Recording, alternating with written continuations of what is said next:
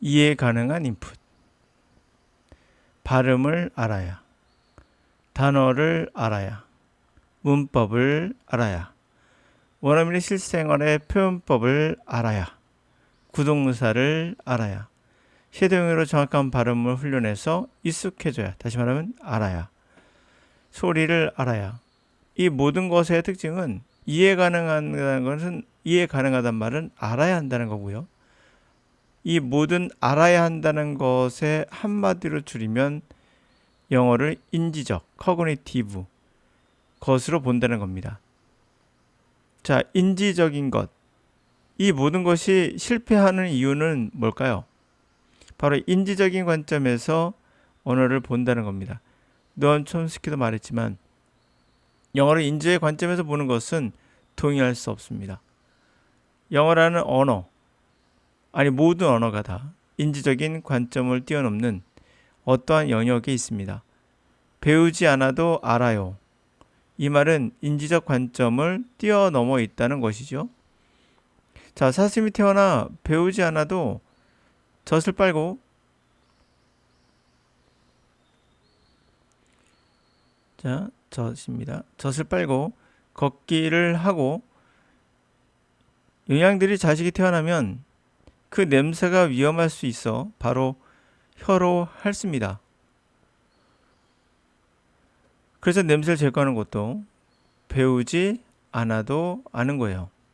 자, 어떻게 배우지 않아도 이런 모든 것이 가능했을까요? 모든 것을 학습과 인지의 관점에서 보면 설명되지 않은 동물의 행동, 당연히 언어도 그러겠죠? 그런 것이 너무나 많습니다. 언어 능력은 그 대표적인 사례라 볼 수 있어요. 이것은 유전 형질로 봐야 한다는 거죠. 노암의 이야기이기도 합니다. 우리는 메타인지를 가지고 자세히 살펴보면 메타인지란 것은 우리가 듣는 소리를 들어오는 것을 내가 이해했어 라는 1차원적 관점이 아니라 왜 이것을 어떻게 내가 이해하고 있는지를 다시 한번 또 다른 관점에서 나를 지켜봐 본다면 이렇게 메타인지가 바로 그것이죠. 초월적 존재, 메타.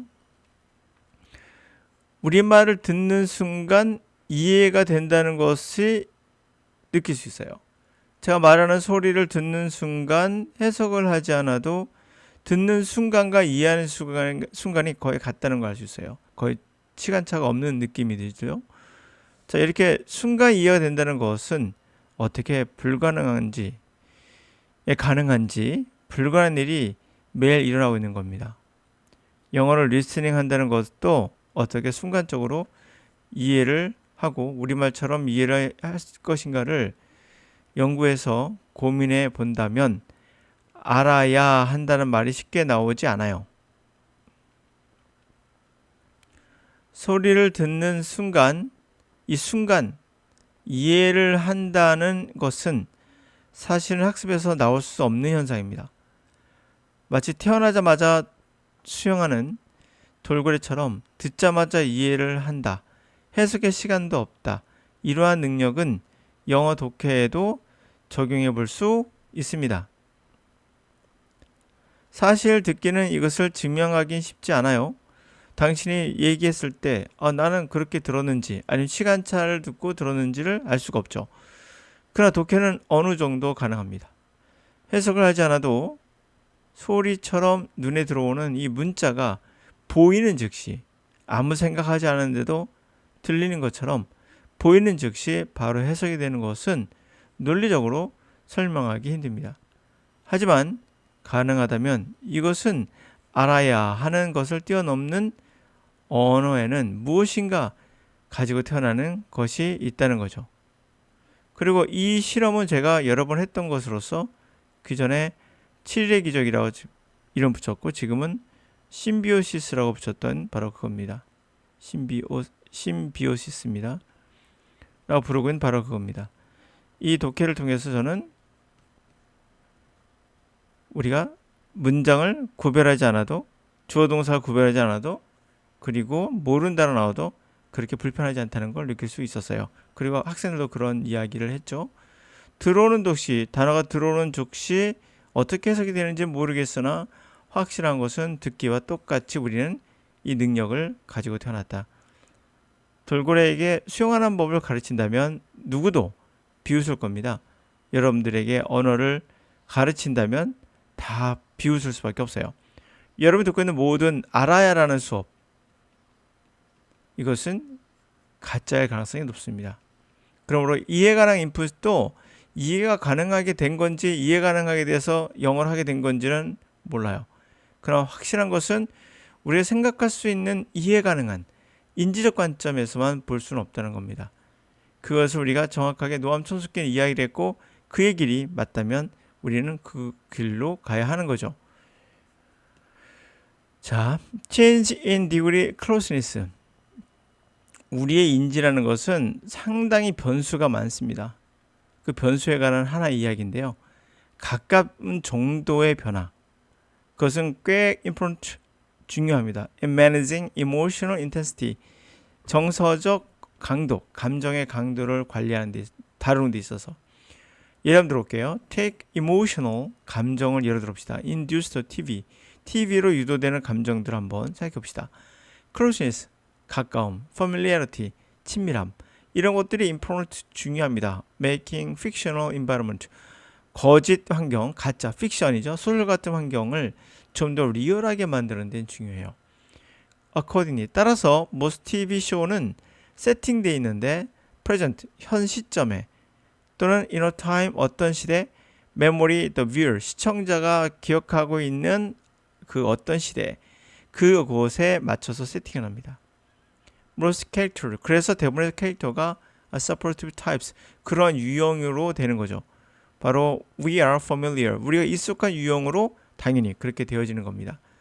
such closeness, 그와 같은 가까움과 familiarity, 익숙함은 make easier, 뭘 더 쉽게 만들어줍니까?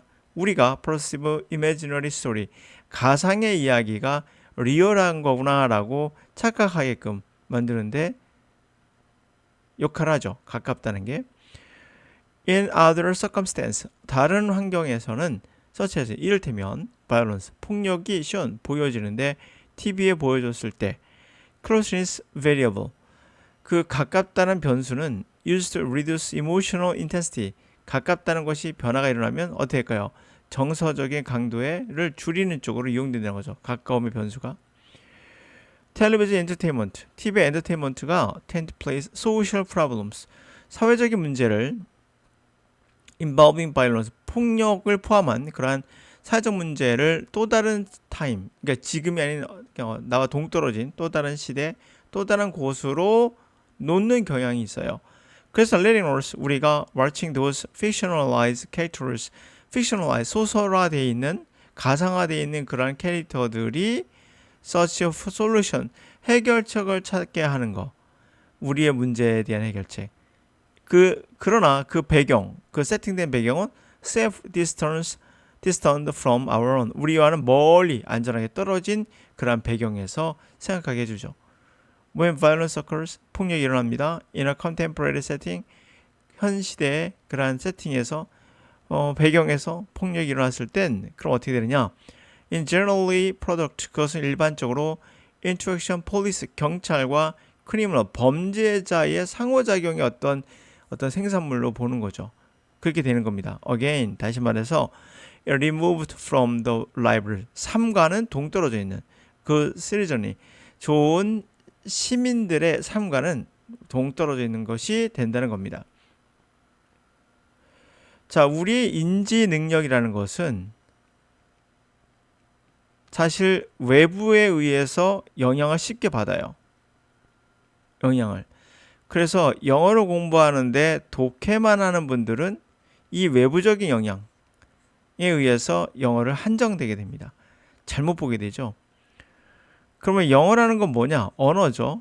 그래서 언어라는 것은 인지 능력과 100% 관련 없다 말할 수는 없지만 그렇다고 이것이 전체다고 말할 수는 없습니다.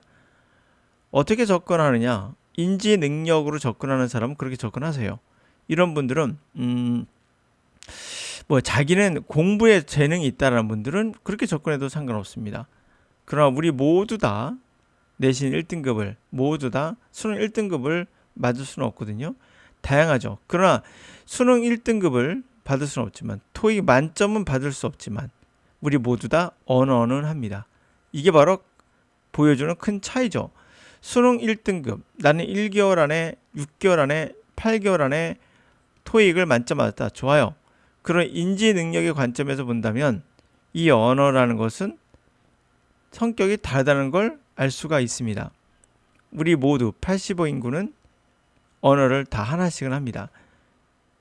약간 시간의 차이가 있을 수 있지만, 그러나 85 인구가 아무리 몇 년 공부해도 어떤 경우도 수능 1등 받거나 토익을 만점 받을 일은 별로 없어요. 외국인들도 알다시피 토익을 또는 수능을 만점 받지는 않습니다. 그들의 언어는 그러나 100% 원어민으로서 잘합니다. 누구보다 잘합니다. 수능 만점 받은 사람보다, 토익 만점 받은 사람보다 누구보다 잘합니다. 완벽하게 잘하죠. 그다음 우리가 완벽이라는 관점에 보면 이 100점이라는 게 과연 완벽이 맞나? 아니라는 걸 우리가 알 수가 있어요. 그러나 우리 모두는 100점의 언어 능력을 구사합니다. 이것을 바로 인지 능력으로 보는 사람은 이 관점에서 세상을 바라보고 있기 때문에 언어의 능력과 상관이 없을 수도 있습니다. 그래서 인지 능력으로 공부하는 모든 학문을 배척할 필요가 있다라는 겁니다.